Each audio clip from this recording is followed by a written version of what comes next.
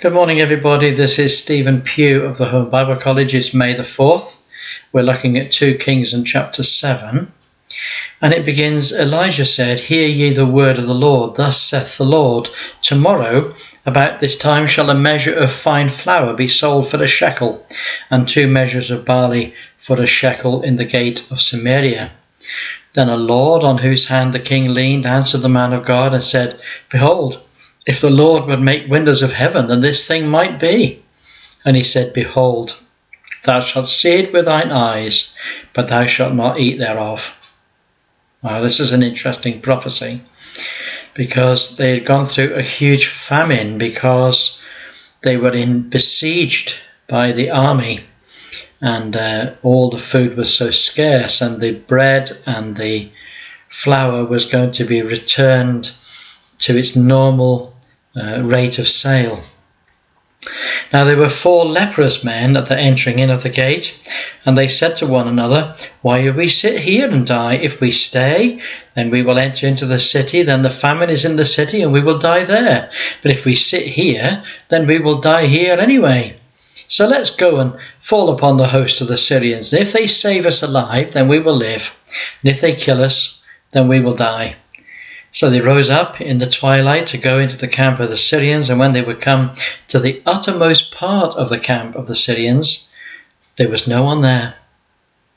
For the Lord had made the host of the Syrians hear a noise of chariots and a noise of horses, even the noise of a great host. And they said one to another, Lo, the king of Israel has hired against us the kings of the Hittites and the Egyptians to come upon us.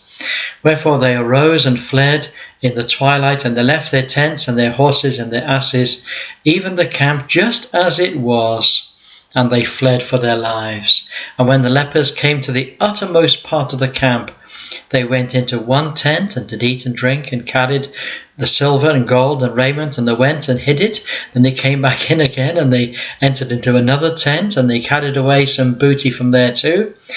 And then the one said to the other, and this is my password for today, he says, We do not well. This day is a day of good tidings, and we hold our peace. Now what a thing. What a thing. What a thing for every Christian to sit up and take notice about. Today is a day of good tidings. It's not good. We do not well if we hold our peace. Anyway, they go back to the city and they come back to the camp, and they said, they told the person on the gate, they said, We came to the Syrians and there was nobody there. There wasn't the voice of a single man. All the horses were tied and the asses were tied, but the tents were left just as they were. And he called the porters and told the king, and eventually they all went down to see. And when they went after them as far as Jordan, all the way was full of garments and vessels, which the Syrians had thrown away in their haste to run away. And so a measure of fine flour was sold for a shekel, and 2 measures of barley for a shekel, according to the work of the Lord. But this man who leaned on the gate, who was the person in charge of the gate, when there was a massive stampede to come out of the city, to go into the host, go into the camp of the Syrians, he fell down, and the people trod him. They trod upon him, and he died. So the word of the Lord came true, that although this prophecy would happen, he wouldn't actually personally have any of the food that was able to be sold.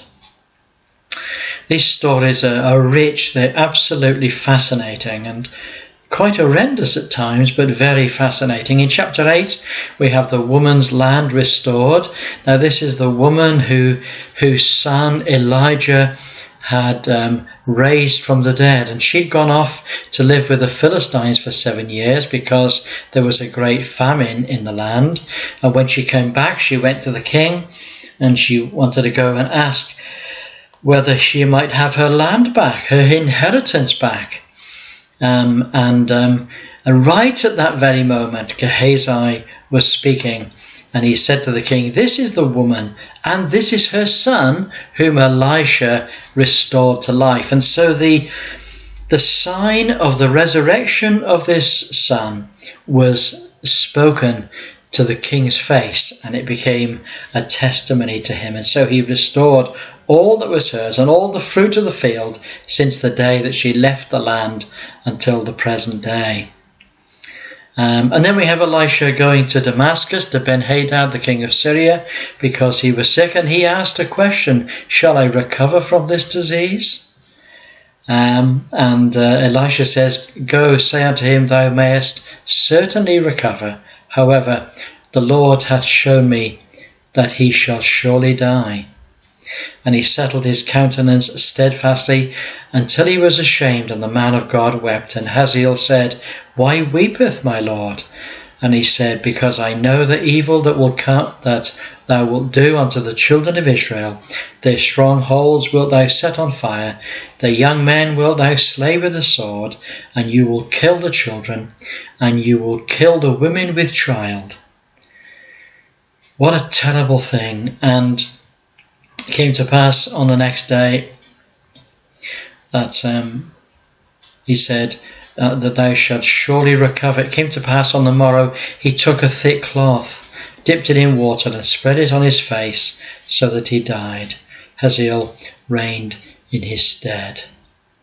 You know, Ben-Hadad died as an exceedingly wicked man. Hazael took his throne.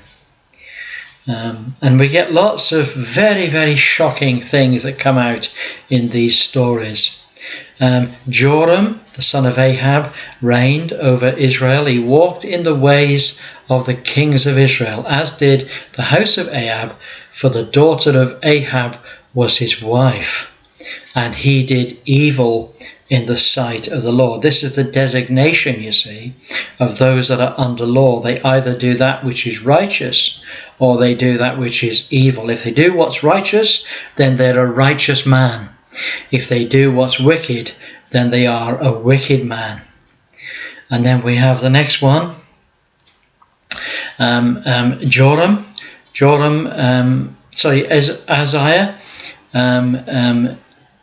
the son of Ahab, the king of Israel, did Azariah, the son of Joram, the king of Judah, begin to reign. He was 22 years old when Ahaziah, when he began to reign, and he reigned for 1 year in Jerusalem. His mother's name was Athaliah, the daughter of Omri, king of Israel. He walked in the way of the house of Ahab. He did evil in the sight of the Lord, as did the house of Ahab, for he was son-in-law to the house of Ahab.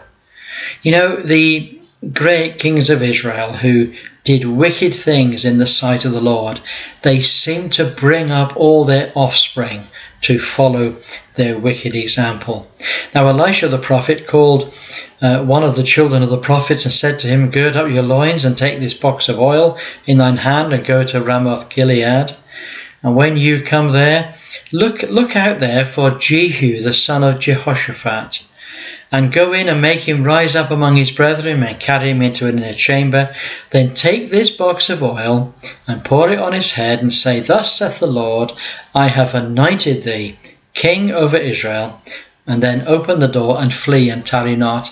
You see, this was a dangerous thing to do. To anoint a man king that would be a rival to the present king, to be a rival to wicked kings. And so the young man comes and he says to the captain of the host, he says, "I have an errand for thee, captain." And Jehu says, "Well, for all of us?" And he says, No, just for you, captain." He says, "Come on, let me talk to you privately." And he took him into the house and he poured the oil on his head.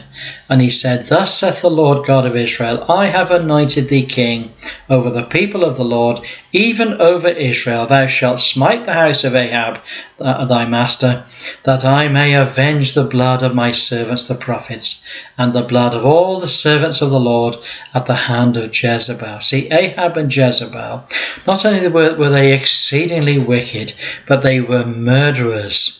They were steadfastly murdering the prophets. And Jehu was going to be raised up by the Lord to bring justice, to bring vengeance, the vengeance of the Lord it was. And the Lord explains that the whole house of Ahab will perish, and I will cut off from Ahab all the men, and I will make the house of Ahab like the house of Jeroboam, like the house of Baasha, and the dogs will eat Jezebel in the portion of Jezreel, and there will be none to bury her. And then he opened the door and fled. Wow, this is dangerous. This is dangerous. And Jehu eventually is recognized as king, and all the people, they blow the trumpets and they shout, Jehu is king. Now, Jehu's task is to bring the judgment of God. He brings the judgment of God on Joram, and he brings the judgment of God on Ahaziah, and then he brings the judgment of God on Jezebel. This is not nice work, but it's something that had to be done. God was going to move in judgment, and Jezebel was totally destroyed. In fact, she was so much destroyed that most of her body was unable to be found. How sad. God, you see, acts in judgment. Under law, he acts in judgment to destroy the wicked. Well, God bless you. Look forward to speaking to you again tomorrow. Have a wonderful day. Bye for now.